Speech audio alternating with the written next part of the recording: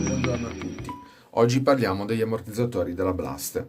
Molti di voi mi hanno contattato e mi hanno chiesto di fare questo video per dare una mano a farli perché hanno trovato molta difficoltà. E ovviamente questo è un video mirato come tutorial per i neofiti e quindi cerchiamo di trovare la soluzione più semplice per non farvi avere difficoltà nel sistemare gli ammortizzatori della vostra Blast. Allora, questa è la membrana interna che, aspettate che avvicino un pochettino, ok? Questa membrana interna si trova all'interno di questo tappo. Adesso vi faccio vedere.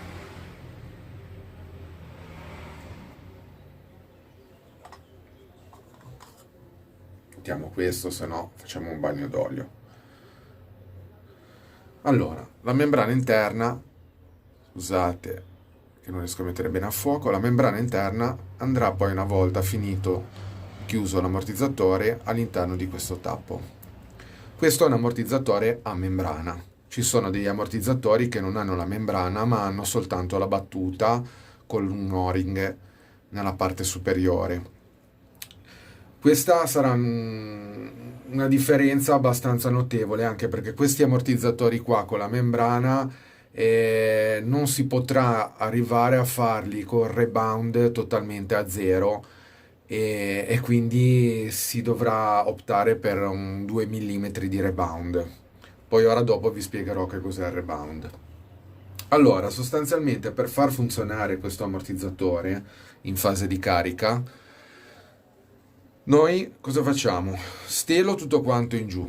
Ovviamente tutto questo dopo aver svuotato completamente l'olio degli ammortizzatori.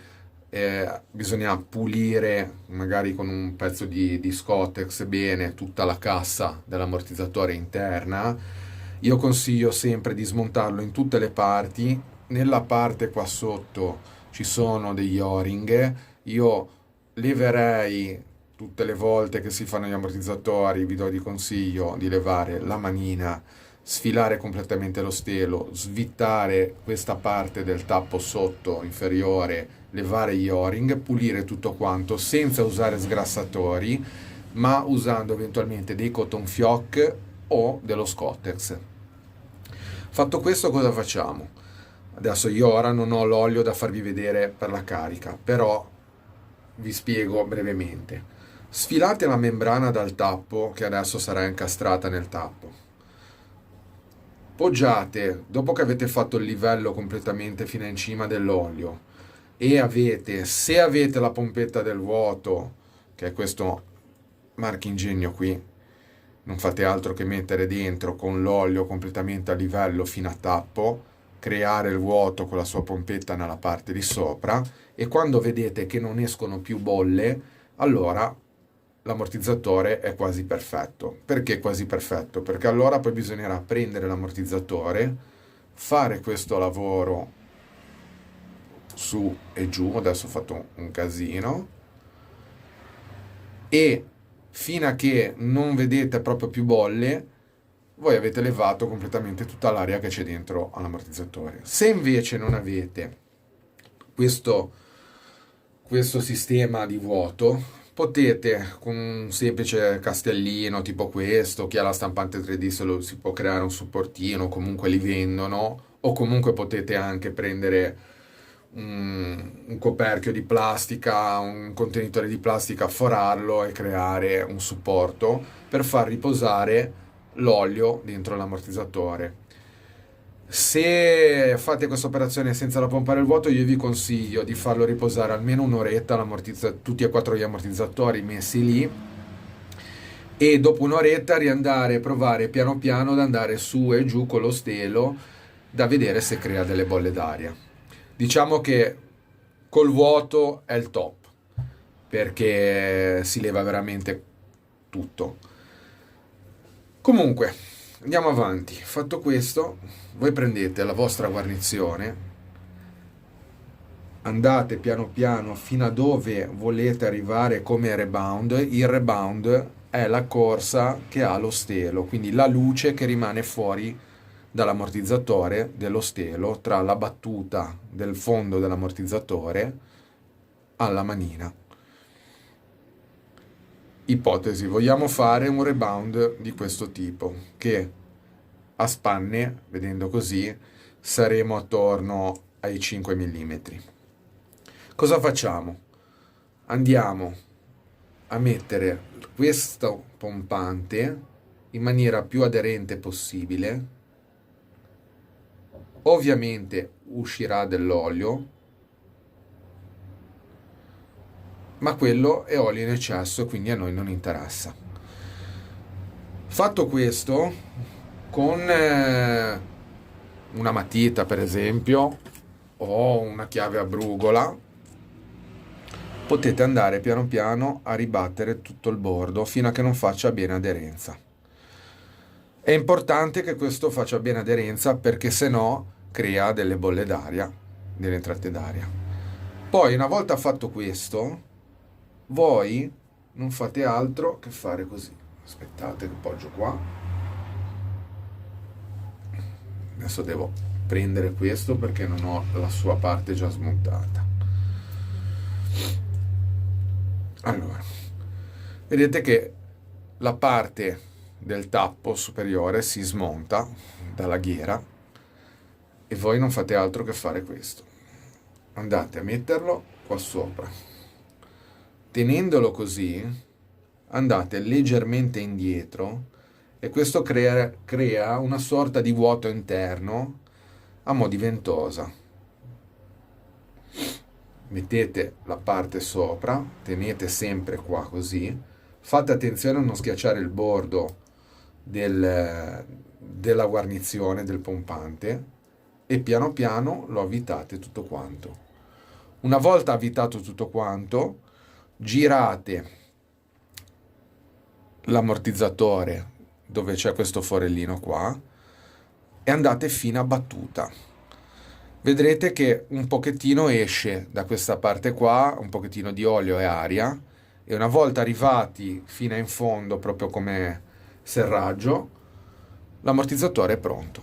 A quel punto muovete avanti e indietro lo stelo e vedrete in fase di rilascio che gli ammortizzatori, soprattutto sullo stesso asse, tornino nello stesso rebound. Io consiglio di fare 2 mm di rebound con questi ammortizzatori e soprattutto che siano tutte e quattro uguali, perché sennò la macchina ovviamente si comporta in maniera non troppo docile e quindi poi è difficile andare a gestire la macchina. Quindi, ricapitolando, se non avete la pompa del vuoto, vi create un supporto dove poter far riposare l'olio dentro la cassa degli ammortizzatori e se invece avete la pompa del vuoto fate un lavoro ovviamente perfetto. Queste pompe del vuoto si aggirano intorno ai 30-40 euro, non è una cifra esagerata. Io per esempio questa la uso soltanto eventualmente in pista se dovessi fare d'urgenza un ammortizzatore perché mi si rompe o devo cambiare qualche pezzo, se no io mi sono costruito una pompa del vuoto mia personale che raggiunge meno 15 bar. Queste non saprei dirvi quanti bar raggiungono, ma sicuramente nelle specifiche quando andate a comprare ci sarà sicuramente scritto. Molti dicono che non serve avere più di meno 5 bar, anche lì sono politiche di pensiero. Ripeto, spero che il concetto sia abbastanza chiaro, questi ammortizzatori funzionano molto bene, non è assolutamente il caso di andarli a sostituire. Io molte volte vedo degli amici che vengono in pista e si presentano con degli ammortizzatori che costano di più della meccanica della Blast. Secondo me sono cose assurde, perché comunque questo mezzo è nato per essere economico e prestazionale, quindi poca spesa, tanta resa. E vi assicuro che è così, perché a me ha dato veramente tantissime soddisfazioni e tra l'altro anche con contromezzi di qualità nettamente superiore. Un altro consiglio che vi voglio dare per gli ammortizzatori, io nel video precedente vi ho detto che uso su asfalto, che comunque intendevo asfalto sconnesso parlando di rally, quindi non di touring, mi raccomando, usavo il 300 e il 250 su sterrato. Questo ovviamente se non ci sono salti nella pista. Se ci sono salti nella pista, io invece vi consiglio di usare con questi ammortizzatori e con questa configurazione il 300 davanti e il 250 dietro. Questo perché? Perché quando la macchina si presenterà sull'ostacolo sarà un pelo più rigida e soprattutto anche quando a terra non va a smusare. E si comporterà nettamente meglio anche nello sconnesso con salti, perché c'è sconnesso e sconnesso. Comunque, niente, vi farò poi vedere in un prossimo video come funziona questa macchinina qua nella pista di RC Casella e speriamo di vederci tutti quanti presto in pista e scambiarci le nostre opinioni su questa bellissima macchina. Un saluto a tutti.